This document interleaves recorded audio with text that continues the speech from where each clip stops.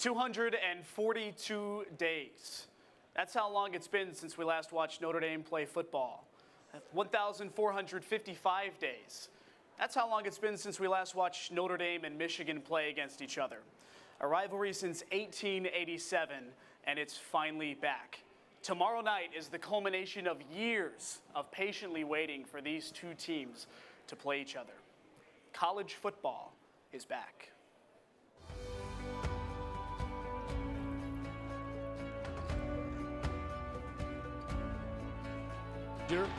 Here is Brady Quinn looking. Pump fakes. He rolls to the near side. Throws it. It's caught by Samardzija. Inside the 20. Inside the 10. He's going in. Notre Dame has scored with 27 seconds left. For the first down. Golson going for the end zone. And a leaping grab made by Fuller.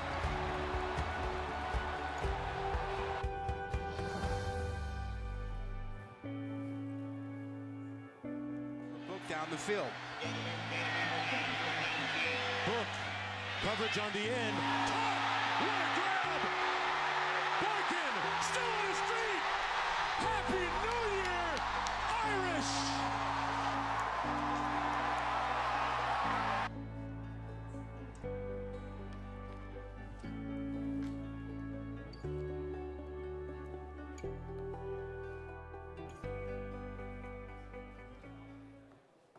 And welcome inside our studio on the second floor of the Duncan Student Center. Shamrock Sports is back as we bring you the Michigan preview show. Notre Dame football is back. Johnny Soper with John Horlander, Austin Rooney. I mean, no words. This weekend has been just out there, and we've been waiting for it for so long, and here we are. You know, after 2014, I thought that I would be perfectly happy if that's just the way it ended. And it ended with the obliteration and embarrassment. You're talking about 37-0. 37-0. The record it needs to be shown. It was 37-0. Right. That penalty was incorrect. However, I would have been perfectly happy if that had just been the end. It was the perfect ending to a imperfect rivalry. But as soon as they announced they were playing again this year, I have not stopped thinking about it. I haven't slept well in weeks. It's all that's been on my mind. I'm very excited. Rooney? Yeah, it's a great rivalry, and we're returning to it once again here in 2018, and been very excited for it all season long, and been waiting for this first game. It's the first of what should be five really tough games for Notre Dame this year. 5 teams ranked in the top 25, but of all of those games, this is probably that biggest rivalry Notre Dame will have. And what a way to start the season, right? I mean, top 15 matchup, Notre Dame and Michigan, a big rivalry renewed. Indeed. So, in 1887, when the University of Michigan football team first traveled to South Bend, Indiana, it was the Notre Dame footballists who were here at the university. Michigan was teaching them the rules of football, and neither team could have ever known or dreamed that it would develop into one of the most petty and vitriolic matchups in all of college football. And I say matchup and not rivalry because neither team actually officially recognizes it as a rivalry. And in 2014, when the series concluded, it was because Notre Dame wanted to preserve its true rivalries, like Southern Cal, Stanford, and Navy, after it moved to the ACC. But from 1887 to 1909, the teams played 9 times, and Michigan won every single game, except for in 1909 when a Notre Dame team led by Frank Shorty Longman won by a score of 11-3. And fun fact, Shorty Longman was about average height for his time. But after that, Michigan refused to play Notre Dame for 33 years because they'd lost. And in the 40s, they met twice, and they split a pair of meetings.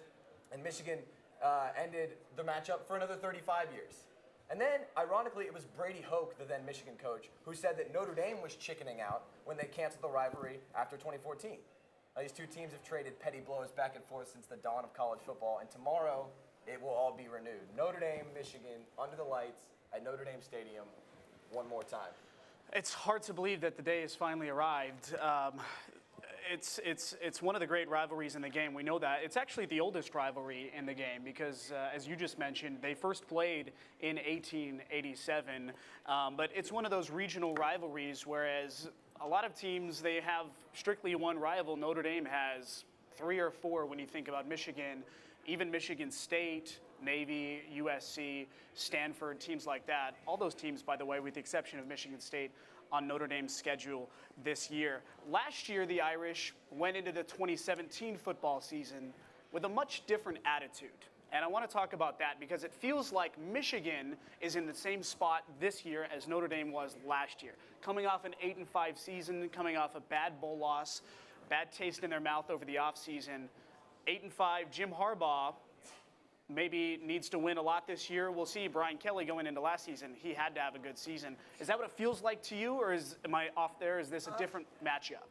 I'm not quite sure. I think that Michigan is in a okay spot, especially since they add Shea Patterson, their new quarterback, coming in from Ole Miss, and he's somebody who played really, really well last year at Ole Miss. Completion percentage near 64%. He's that quarterback that Michigan needs, and that defense for Michigan is one of the top defenses in the country. Last year, they were 3rd overall in total yards per game allowed. So those are some really good numbers for Michigan.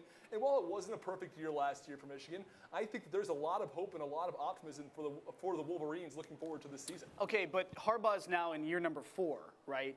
And 10-3, 10-3, 8-5. And when he arrived in Ann Arbor, it was, the coronation of the king. The prodigal son has returned home. And so far, it's been pretty underwhelming. I'm not saying he's on the hot seat, but it certainly doesn't feel like he's accomplished what they hoped he would, at least now 3 seasons in. Remember, Brian Kelly in his 3rd year took the Irish to the national championship game. Even though that season doesn't technically count, right. It counts in our hearts. But I said this when he was first hired, and I stand by it still. I think that Jim Harbaugh is the most overhyped football coach in the nation. He came into Michigan, like you said, as the prodigal son has returned. He's going to bring Michigan back to glory, whatever glory they may have ever had. And he's really struggled ever since. He's only had 1 win over any of their main rivals. They're 9-8 in their last 17 games. Only one of those wins is over a team with a winning record. They struggle against good teams. They have a ton of talent on their roster. They're a really dangerous team, but they just can't seem to win any sort of meaningful game. Okay, if I might play devil's advocate for a second, though, people are going to say, well, they're a bad spot away from going to the college football playoff. They're a muffed punt away from winning the game against Michigan State a few years ago and having a drastically different season. I mean, do those arguments hold any weight? I mean, you can make the same argument about a lot of college football playoff contenders, including Notre Dame, a team who seemed to be stricken with losing by less than 7 points in any game that they play. And so I think that argument doesn't hold weight. I think that Jim Harbaugh is in a position, like you said, Notre Dame was in this position coming off of that 4-8 year. I think that he's in that position now. He has to win. He has to create something meaningful at Michigan if he wants to keep himself off the hot seat. So he's not on the hot seat this year, right? We can agree with that? Yes. Unless he goes 4-8, right? Even still 4-8, I would not expect him to be fired. I mean, he still has 2 10-win seasons under his belt. Right. And I would not at all expect this Michigan team to be 4-8. I think there's just too much talent there. The offense, a lot of people are saying, well, the offense isn't that good. Well, the offense is not bad at all for Michigan. They've got a lot of weapons offensively between the quarterbacks, the running backs. The offensive line is new this year. And the defense is really talented. So I don't think this Michigan team is going to struggle all that much. Interesting you bring up the offense. Michigan still hasn't named a starter at left and right tackle. So when you think about that, and you think about how good this Notre Dame defensive front's going to be, I mean, how is that matchup going to play out? Notre Dame defense looks really good so far. Yeah, I mean, this is a Notre Dame defensive unit that the front 7 returns almost fully. They lost Niles Morgan and Greer Martini, but a lot of Julian Okwara, Dalen Hayes, Drew Tranquil, Tavon Coney, Jerry Tillery, the list goes on and on of a bunch of hungry defenders ready to get after one of their most hated rivals. And Michigan last year was not even top 100 in adjusted sack rate. This offensive line struggled with keeping O'Korn safe under pressure last year. And with a new quarterback, Shea Patterson, we've talked about him a lot. He's very talented, had a great year at Ole Miss.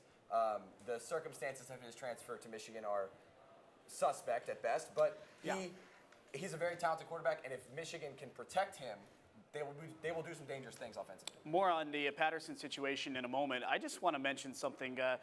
College Game Day is in town, and Desmond Howard, who is a favorite son of Michigan. Des, I don't know if you're out there watching or if one of your Michigan fans out there is watching, but he said yesterday or 2 days ago that he thinks that Shea Patterson is as mobile or maybe even more mobile than Brandon Wimbush. Now, I don't know if Desmond Howard reads stat sheet well, But let me just say this. Last year, Shea Patterson finished the season with negative 21 rushing yards on 47 attempts in 7 games. That is less rushing yards than the 3 of us had combined. That's true. We combined for 0 rushing yards. Yes. And Shea Patterson had less than that. So I'm not sure where he's getting this wild idea that somehow Shea Patterson is a better runner than Brandon Wimbush. Who had more than 800 yards of rushing last year. Yeah.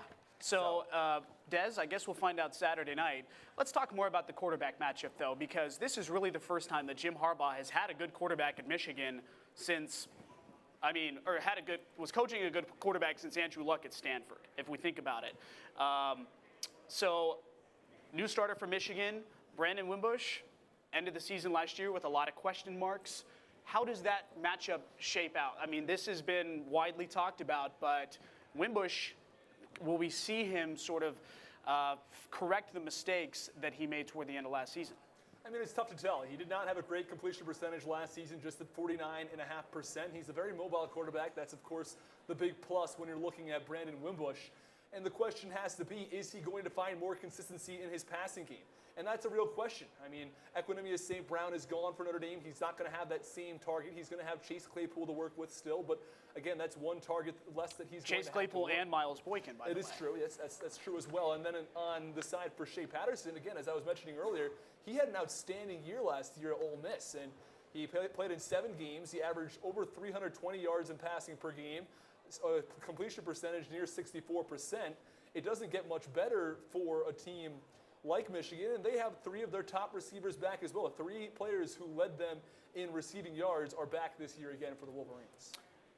Coach Kelly said this week that Wimbush is the starter, but he's not afraid to use Book, which to me seemed like a cryptic message of, I think they're both pretty good, and if Wimbush shows any signs that he showed at the end of last year, he's going to pull the plug and put Book in there. I think the number one thing that Notre Dame has to avoid is a situation like they ran into at the beginning of the 4-8 year, which was you had Deshaun Kaiser and Malik Zaire. Nobody was really sure who was going to play. Right. And Brian Kelly went in with we're going to play 2 quarterbacks. We're going to have a 2-quarterback system.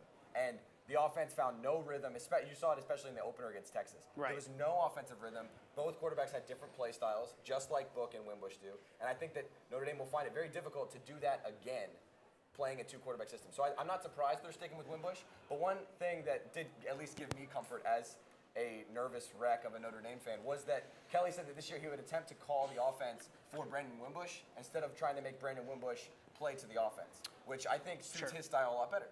Okay, so the 2016 opener against Texas, like you just mentioned, we didn't know who was going to play. They put Kaiser in. He went, led the team on an opening touchdown drive. Then they put Zaire in and back and forth, and it was a complete mess.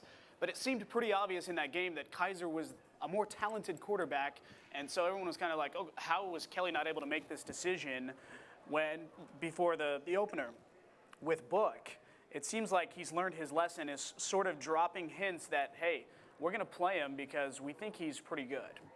And I think that's right. Of course, we saw him in the bowl game. He can come up in big situations. So Notre Dame is not going to be afraid if in the 4th quarter we're seeing Wimbush struggling a little bit. I would not be at all surprised to see late in the game Book comes in and they're going to try to see if he can save the day. How short or how tight is Wimbush's leash on Saturday night? I don't think it's that tight. He's a returning senior. He knows this offense. He's been around it for 4 years now. Book is young and inexperienced and has shown at times great talent. Young and inexperienced, but is the reason why Notre Dame beat LSU in the Citrus Bowl. That's fair. However, that doesn't change the fact that Brandon Wimbush is leading an experienced Notre Dame offense into what is a gauntlet of a schedule. And I think that you cannot afford to not have that experience taking snaps. Michigan, by the way, has not won a road game against a ranked opponent. I read this the other day. I couldn't believe it. Since 2006, when they played Notre Dame here at Notre Dame Stadium, that 16-game losing streak against opponents that are ranked on the road. It's pretty remarkable. And this is the 43rd meeting between the Fighting Irish and the Wolverines. Saturday night, it's going to be absolutely crazy. Let's talk a little bit more about Notre Dame's offensive line. Losing 2 first-rounders. It sounds like the guys that are going to be playing are sort of plug and play. They're just as talented. They just don't have the experience. So how is that going to look tomorrow night against Rashawn Gary and Chase Winovich, 2 probably first-rounders that are the edge rushers for Michigan. Well, that's right. Of course, we saw Mike McGlinchey and Quentin Nelson, the two of them both were drafted in the top 10. But they have 3 returning players, and they're going to have somebody in Alex Bars who very well may be an All-American this upcoming season. So they have talent up there on the offensive line. Also, Tommy Kramer returning on the right side. So Notre Dame Liam Eichenberg, Sam Mustipher. Exactly right. So they have guys who are coming back who are very talented. So I think Notre Dame's offensive line will be okay. It's not going to be the same offensive line they had last season, which propelled, of course, Josh Adams and the rest of these running backs to outstanding seasons. But I still think this is going to be a talented offensive line for the Fighting Irish. How much did the offensive line last year help cover up Wimbush's mistakes? I think it did help a lot, and like Austin said, that offensive line was so talented and so dominating, especially that side with Nelson and McGlinchey. It was so dominant that it did hide a lot of mistakes, and it opened up huge holes for the running game. And the loss of those two cannot be overstated. Sure. However, that doesn't change the fact that this is a very deep Notre Dame offensive line core. And despite the loss of the offensive line coach to going to the Chicago Bears, I still think that this offensive line is talented, they're strong, they're fast, and they're more than capable of opening up those big holes for the running backs once again. Big topic of conversation, breaking news yesterday, is that Sean Crawford, the Notre Dame defensive back, is going to be out for the season. That's a third straight season-ending injury with a torn ACL. How much does this change the defensive look for Notre Dame? They have a lot of depth for the first time in a long time on the defensive side of the ball, and people were very excited to watch Sean Crawford play. You just got to feel terrible for the guy. Yeah, I mean, you feel for him more than anything just because he's such a hard worker, high-energy player, great football player, and to suffer a third season-ending injury like this is just brutal. But like you said, it's a very deep Notre Dame team, and Nick Coleman, Dante Vaughn, there are tons of guys who can slot into that nickelback position, but just in the secondary in general, it is so deep, so many guys who can rotate in and out and make big plays, high energy, very talented defense. Austin? Yeah, I agree. I mean, it's going to be tough. Of course, Crawford had a couple of interceptions, a couple big ones last year, so it's going to hurt not having Sean Crawford in the secondary as a cornerback, but still, as you mentioned, John, they have a lot of depth back there. I think they should be okay defensively in the secondary. Let's talk about pass run here for Michigan. The strategy seems to be that they're going to pass the ball a lot with Shea Patterson, but this Notre Dame defense is looking pretty good. I don't know if there's really any loopholes with the defense this year. This is a Notre Dame defense that is on the precipice of being one of the most elite defenses in the country. They have a ton of experience, a lot of returning guys. Clark Lee, stepping in defensive coordinator, knows the system. So despite the loss of the DC, I think they're still going to stick true to the system, and I think they're going to dominate this Michigan offensive line come Saturday night. Yeah, Clark Lee promoted from within the program. That certainly helps with continuity. And Mike Elko left for Texas A&M, but it seems like the transition has been smooth enough. And the defense, there were tons of question marks, especially when it comes to the safeties. But Alohi Gilman, the transfer from Navy, seems to be a real talent for the Irish in the secondary.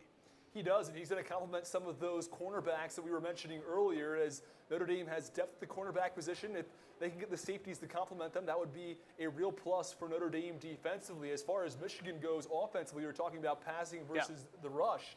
They do have 2 returning running backs, Michigan does. They've got a senior and a junior. The senior, Karan Higdon, he had 2 games with 200-plus yards last year, had another one with over 150 yards. And then their second running back, Chris Evans, he added 6 touchdowns last year, over 5 yards per carry. So don't sleep on this Michigan rushing game, because although Notre Dame is very good in their secondary, they're going to also have to be good up front. Speaking of running backs, let's talk about the Notre Dame rushing attack, because it's going to look a lot different this year. You lose Josh Adams, who is an elite rusher and a historic rusher at Notre Dame. Tony Jones Jr. is going to step in, Jafar Armstrong, Dexter Williams, we don't know. How do we think that's going to play out, by the way? Dexter Williams, Coach Kelly said this week, is going to be dressed and on the sideline, and when asked if he will play, he said, we'll see what happens. Seemed like a cryptic message, but I'm not sure why. And obviously, we don't know the full details of his disciplinary situation. However, if Dexter Williams does play, I think that he will run the ball very successfully. I think this Notre Dame offensive line will open up holes But this Michigan defense is fast, they're strong, they're mean, they're experienced, and they are not going to make it easy on this Notre Dame football team to move the ball offensively. And I think especially if they do what they did at times last year, which was kind of have this slow developing run-pass option with Wimbush, give him a lot of time to make decisions. Michigan will not give Notre Dame a lot of time to make decisions. Wimbush has to be quick. He has to make sharp decisions. He needs to know when to hand it off and know when to keep it. At the end of last year, one of the problems with the Notre Dame offense was Wimbush became a one-dimensional quarterback. He could only run the ball, and Josh Adams started to get injured, and Notre Dame didn't really have as much of a rushing attack. So tomorrow night, there's a question mark at the running back position. Do you think that the Irish are going to have to pass the ball a lot if they want to beat Michigan? I think some of that depends on Dexter Williams. You talked about how potent he can be, and we saw it last year. He'd go on rushes for 60, 70 yards, and he has that outstanding breakout speed. So if Notre Dame has that option tomorrow, I think they'll be okay. If they have to rely more on Tony Jones Jr., I think it may be a little bit of a different story. He had a little bit less success than we saw, of course, out of Williams and or last year. So I think that it's going to be tough for Notre Dame if they don't have that option of Dexter Williams, but they may have to end up passing the ball a little bit more than they would like to. And the new defensive coordinator as well for Michigan is Don Brown, who formerly was at Boston College. Notre Dame went up against Don Brown and his defense at Fenway Park in the Shamrock series, and they put up a very admirable 6.2 yards per play, despite only scoring 19 points and turning the ball over 5 times. Right. I don't know if that's relevant necessarily. I think this is a different defense, a lot more talent, I think, on this Michigan defense than he had at Boston College. But still, Notre Dame has seen a Don Brown scheme before, and we talked about it. They're fast and they're strong. And so I think that Notre Dame has that experience going against a Don Brown team, and I think they'll use that to their advantage. He's a widely respected defensive coach in the game of football. How does Avery Davis fit into this offense? What do you guys think? I'd like to touch on the defensive point first, though, regarding what Michigan did last year. You were mentioning some of those guys. I think the most important thing for Michigan is they may have as many as 22 guys this year to tomorrow night who may be playing on that Michigan defense. And they're going to be rotating guys in and out of that defense. They're just going to be tag teaming guys. One guy's in for 4 plays, tags him out, and the next guy comes right in. And that is the benefit that Michigan is going to have in terms of playing a lot of players defensively, and that allows them to be fresh for long periods of time. If you're not 100% in that game, then someone else is going to come in and is going to take your spot. And they're always late in the fourth quarter. If they have guys who've only been playing half the game because they've been rotating in and out, that's going to be a big help for that Michigan defense. So defensively, I think these are 2 really talented defenses. Probably going to be a low-scoring game. I think it will be a low-scoring game. I think it's going to be an absolute grind. You know, this Notre Dame team this year reminds me a lot of that 2012 undefeated team in the fact that back then you had Everett Golson, now Brendan Wimbush, 2 quarterbacks who a lot of question marks coming into it. How are they going to put up these numbers offensively? Is Notre Dame going to score a lot of points? And you look at the defensive side of things, you're like, wow, that team is elite. They're deep, a ton of talented players on the defense. I think that this Notre Dame team this year is going to do a lot of the same things that team did back in 2012. Grind games out defensively, just suffocate opponents, not allow them to score more points than Notre Dame can put up. So it doesn't matter if Notre Dame explodes for 40 points offensively or if maybe they can only muster 10. This Notre Dame defense is confident and capable of holding their opponents to less than that. And probably a better offense than that 2012 team. I mean, you have similar quarterbacks, Everett Golson 2012 and now Wimbush. Golson probably a little bit better passer, but we'll find out. We'll find out how much the offseason he really improved with his passing attack. It's something that, I got to be honest with you, I think the leash is pretty short. I think if he starts to struggle in the passing attack and Notre Dame becomes a one-dimensional offense, they put Book in there. I don't think they can afford to experiment with Michigan game 1. I think you're right, but I think that primarily if Notre Dame can get their offense going, even if it's in a rushing attack, if the running backs do well and they make up for Wimbush struggling in that first half, I think they're going to continue with Wimbush. I don't think if Notre Dame is leading that they're just going to say, you know what, we're going to go and change it up to Book. I think even if Wimbush is struggling and the Irish are leading, they're going to keep it the way it is. But should he struggle, I think he has at least the first half, maybe into the third quarter, and at that point I wouldn't be surprised if Wimbush continues to struggle, possibly bring Book in if they're behind. And I think that you can't also overstate the importance of the passing game for Notre Dame. Michigan, as we said, they hurry the offense, they put a lot of pressure, they force a lot of mistakes, but they were very susceptible to the big play. They gave up huge plays last year. They were 112th in explosive plays allowed last year. 123rd in rushing, 97th in passing. They really struggled with the long ball. And so if Notre Dame can just buy enough time, protect Wimbush for just long enough, things are going to really open up, and we could see some really exciting, really big plays. Well, I have to disagree with you to an extent. While they do have the big plays, they did allow a lot of them last year, they still were 3rd overall in the country in total yards per game allowed, and that is outstanding. So even taking account of those big plays, 50, 60-yard plays at a time, they still were able to keep teams to fewer than 300 yards per game. Those numbers are outstanding. So if you take in mind, take out some of those big plays, that defense is even better, possibly the #1 defense in the country for Michigan. So maybe we'll see some big plays, but this is a very, very strong Wolverines defense. Yeah, probably going to be one of those old school neck-and-neck battles football-wise, but it's going to be exciting to watch, no doubt. Obviously, tomorrow night in the stadium is just going to be off the charts with the energy and the time leading up to it. It's a 7:42 kickoff, so it's going to be a lot. But we have a special surprise, and this was something that we were approached about 15 minutes before the show, whether we wanted to do this. And, of course, the answer was yes. And Rooney's going to take a bow. You may remember in 2014, college football changed its postseason format. The way that they decide a champion is now via the college football playoff, and the trophy changed. But we have the old trophy from the BCS era, the Crystal Ball, which, by the way, is just a stunning trophy. If you've seen the new college football playoff trophy, it's sort of big and clunky, and this one is just magical. And we have the guys here to talk about the trophy. And go ahead, throw on this microphone right here. Come right over here. Can we get, Austin, can we get a camera Yeah. to focus on the three of us, please? Rooney's going to go run camera now after he's been talking about Can we get the Michigan's can we get defense. the trophy in the shot here? Yes. Hi. Is this okay? Yes. Perfect, Am I heard? I think you are. Awesome. Welcome Thanks to for the show. having- This is Thank you so very much for impromptu. I having wish us. we had some sort of plan for this, Yeah. but No, thanks for doing this. how about you introduce yourself a little bit and talk a little bit Yes. about the Coaches Trophy? Hi, guys. I'm Elizabeth Lelful, and this is the AFCA Coaches Trophy presented by Amway.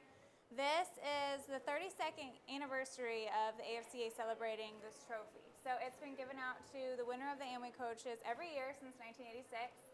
Notre Dame received this for their 1988 season under Coach Lou Holtz when they defeated West Virginia in the Fiesta Bowl.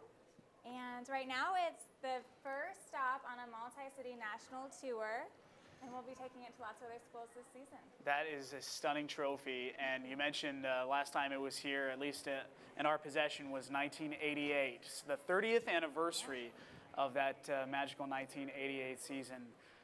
I don't know, I feel a lot of good energy going on here. And I've always tried to hold back my optimism because out of fear of heartbreak more than Right. anything. But I'm all in at this point. I am fully convinced that in the 30th anniversary, that trophy is coming home back to South Bend where it belongs. Tell us a little bit more about the trophy itself. Where is it made, and what's it made of? Yes. Okay, well, the AFCA Coaches Trophy, presented by Amway, it features an 8-pound Waterford crystal football. And then altogether, when assembled with the base, it weighs nearly 45 pounds. It sits 4 feet tall. And the crystal is made in Waterford, Ireland, so it's Irish. So it just seems to make sense that it will come back here. That makes a lot of sense. You ought to take this by Coach Kelly's office and just sort of like, Coach, Just a reminder, hey, here it is. this is pretty cool. That's what you paid for. Yeah. Well, great. Thanks so much for coming on and bringing the trophy. It's beautiful. Where are you guys heading next? Thank you. Okay, so we'll be at the pep rally tonight Okay. at Rocky Memorial. Great. From 5 to 7. And then we'll also be at Fan Fest tomorrow from 10 a.m. to 7 p.m. But we'll have Mike Golick and his son, Mike Golick Jr., there from 5 to 6. And we encourage everyone to come out. Photos are completely free. Admission is free. So come get your picture with the trophy and the Golicks if you can come from 5 to 6. Where is the Fan Fest going to be? It's infield at the Harris track. Okay, so that's a new facility or newer facility that's south of campus by the baseball field. That's awesome. That's really cool. Thanks so much, guys, for making this happen. I appreciate Yeah. it. A All right, Shamrock Rooney. Sports Thank you. exclusive. Shamrock Sports Oh, we don't see exclusive. this on College Game Day. We're not Nope. seeing the AFCA Coaches Trophy presented Yeah. by Amway on College Game Day. Only on Shamrock Sports. Yes. That's why you tune in. Exclusive. Thanks so much. Thank you. All right, Rooney. Come back on, buddy. We got to finish the show up. All right, so we've talked all about the game and the matchup and everything. Just clip it on there, Rooney. Now it's time for predictions. Rooney? Yeah, I'll start with that. I think this is going to be a low-scoring affair. We talked a lot about how Notre Dame and Michigan both have very, very good defenses. So, with that said, I'm picking Notre Dame in a 13-10 win. Again, very low scoring. I think this is going to come down to the wire. Very last Hate plays to interrupt, of this but we game. don't have